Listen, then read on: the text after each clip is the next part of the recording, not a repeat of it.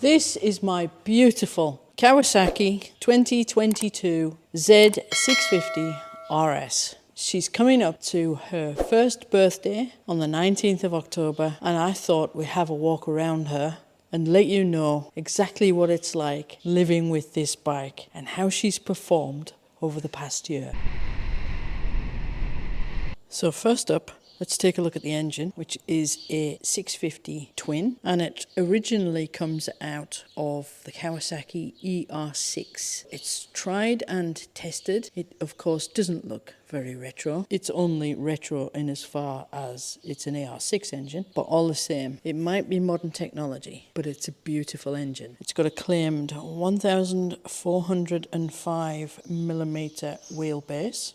Now, depending on which country you're actually researching this bike in, Australia claims it's got an 800mm seat height, but the UK statistics claim that it's an 820mm seat height. A claimed seat height really is meaningless to most people because there are other factors at play. So let's have a look.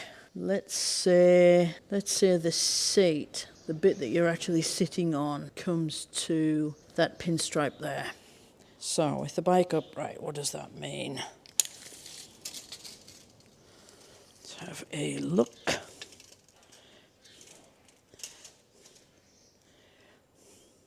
That's 706, that's 800, that's 820. So that's interesting, isn't it? So what does that measurement actually mean, and where is it to? Well, in my reckoning, I'd say the 800mm is more accurate for where you're actually sitting, but it's all meaningless, and I'll tell you why. So the advertised seat height is just a rough indication. What you also need to look at is the width of the seat that you're sitting on. So obviously your rear end, in my case large rear end, is going to be sitting on the back of this pad. If you're carrying a pillion, it's going to be sitting on this pad. This pad is also important for luggage. But when it comes to sitting on the bike, what you really want to be looking at is the width of this bit of seat. I've owned all manner of bikes with all sorts of claimed seat heights. What matters is when you've got your biking kit on and your boots, where are your feet? Are you able to support the bike when you're rolling to a stop at traffic lights or in an emergency stop? So if you're here, that's a bit more risky. The closer to flat your feet can be, the safer you're going to feel when rolling to a stop on your bike. It's not just about the seat height, although that's a fair indication. It's about how much compression there is in that spring and suspension, and then how narrow the seat is. The narrower the seat is, the more chance you have of getting your legs straight when it comes to a stop. Sitting on this bike, getting my feet, I can't get my feet flat in regular shoes, but I can get my feet fairly close to flat in my biking boots, but all the same my leg is bent, so there's still quite a bit left, if you like, in my leg. But it's all about the geometry of the bike and how my body feels when seated on this bike. For any bike that you're thinking of buying, it's no good just looking at the specs. You've got to sit on it, and preferably you've got to sit on it with your biking kit, your everyday biking kit, so you get a feel for where your body is when seated on this bike. I'll give you another example of bike geometry. I have owned two R1s, which had a claimed seat height of 835mm, and on both R1s, I could get both feet flat on the floor. And that was to do with a narrow tank and a narrow seat. Less about the height of the bike, less about the compression of the spring, all about the narrowness of the seat. Now, restricted, this bike puts out 38 kilowatts and 58 newton meters of torque. It's restricted, so it's learner friendly in Australia. In Europe, it comes de-restricted or restricted. Now, because we have been riding for eons, it seems, we have had this bike officially de-restricted.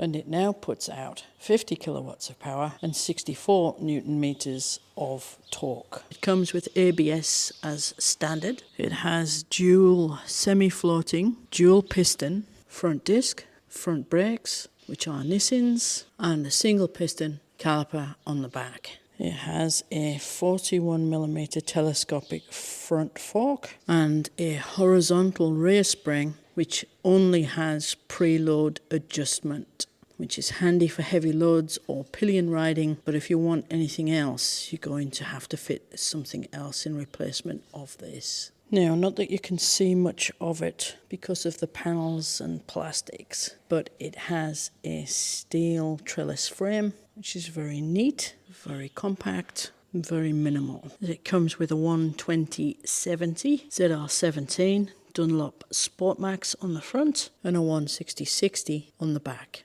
And pretty though it is, that tank is only 12 litres. Now, that pretty single headlight is LED, and it has some very pretty, as standard, bullet indicator lights. Clocks, very minimal. Bars, relatively high. It comes with a grab rail, a standard, nice, compact, pretty looking rear brake, and the same bullets. And as this is Australia, bike is fitted with sensible sized number plates. They are standard issue plate size. Now the clocks, nothing to shout home about. Kilometres per hour on the left, RPM on the right. Digital readout. So it's very simple in there. You've got temperature gauge on the right, fuel gauge on the left, time, gear selection, and in this instance, how much is on the trip. In total is done 2,166. And then you've got a fuel range, an average kilometres per litre when you're on the move, and 2 trips, which is controlled, or you can flick through the screen on the handlebar using this.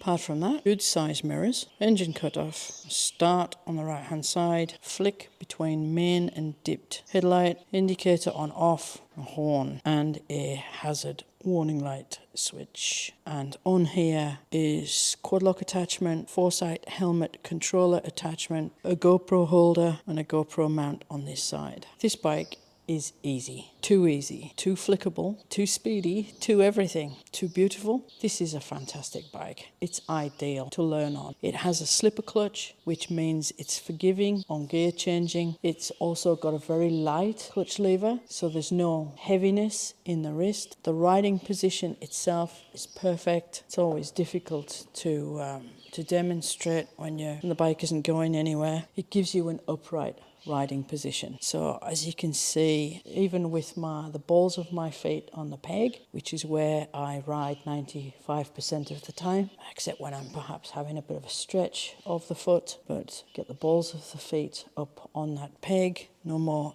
duck-footed riding for me. And if you're in that habit as well, get out of it, because all you need is to whip around a corner a little bit too fast and you'll feel what it's like to rub the end of your boot off on tarmac. Worse still, you could get a shock from touching that foot down, and that is the cause, believe it or not, of more than a few offs. So the geometry is perfect. It's got high bars, which means you're in an upright position. It's not a sports bike position. I kind of left that behind with the MT-09, so you're not forward or you're not reaching for the bars. The weight is not on your wrists. That's a great thing for beginners, but it's also a great thing in getting into the habit of having your hand into the throttle tightly like that, stretching all of your fingers over the brake lever and keeping your wrist straight. So as a natural riding position is to keep your wrist straight, which means that you've got that angle to pull back on the throttle. Whereas far too many riders tend to ride with their wrist down, and that means you've got next to nothing to pull left to pull down on that throttle. So get that wrist up.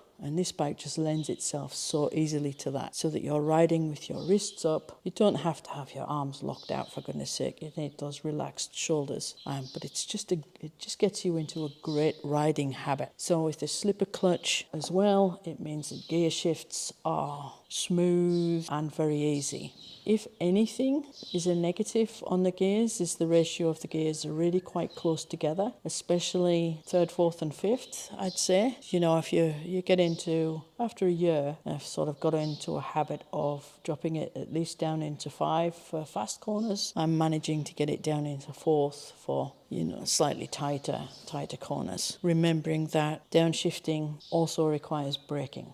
So don't just rely on downshifting to slow the bike down going into a corner. Brake into a corner, accelerate out. This bike doesn't have any modifications to it. It's got Oggy knobs fitted to it so that it protects the frame and the engine should it go down, which touch wood it hasn't. It doesn't have a screen, but it doesn't need one either. I'm only 5'6". Someone who is about 6 foot possibly may feel a bit tighter sitting on this bike and may get some of that pushback from wind at high speed. Really, because of the geometry of the front, it's catching the wind and it's taking it where it's over my head. So I don't feel it at all. One of the negatives for this bike most definitely is the 12-litre tank. 12 litres is not much fuel in this day and age, depending on how you look at it. It's not a long-legged touring bike, or it's not designed to be a long-legged touring bike.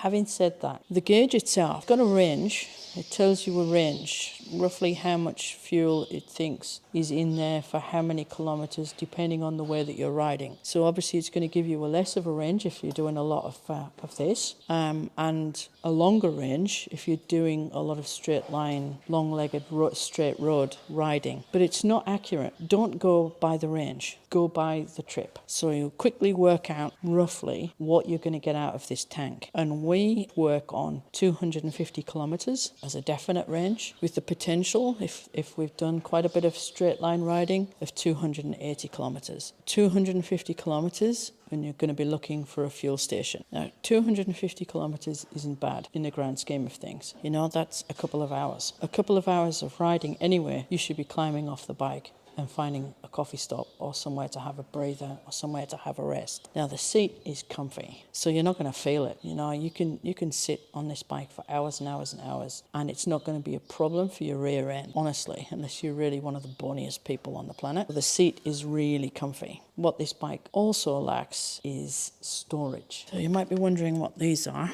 We'll get to that in a minute. So the lock for the seat is underneath. It has a handy little rubber cap to protect it from the worst of the rain if you're riding in the wet. So when it comes to storage, this is it. All right, that's my hand. That's it, which is not a lot. Plus, an added problem is this is the lock. You've got to be really careful what you put in here, because if you put something in there, then you could potentially be preventing the lock from opening to get the seat off, to get out whatever it is that you've put in there. It comes with a toolkit, the usual spanner and not a lot else. But when it comes to storage, that's nothing. I've added on the back of a Kriega US 10, which is my permanent carry for anything. Wallet, drone, spare batteries, that goes in a Kriega on the seat. The seat itself is easy. Make sure the front's on. That's it, clipped into place, and make sure that you replace the little rubber cap. Keep the worst of the rain out. Kriega bag on the back, and it takes up about that much space. So that's good for everyday usage. I'm not a fan of rucksacks. So this bike does not have modes. You don't have to faff around with rain mode, rock mode, roll mode, or anything else. There are no modes. It is not a basic bike. It's definitely not a basic bike. It's an engineered bike, but it's one of those bikes you just hop on and ride. So this is the exhaust system. It's pretty small. It's very neatly tucked in there. I mean, that big bit there is the cat, probably, and then you got the pipes running into that exhaust. So there's no exhaust coming up under the seat. It's a real stubby, tiny little thing with a nice baffle in there, and it is surprisingly sweet sounding.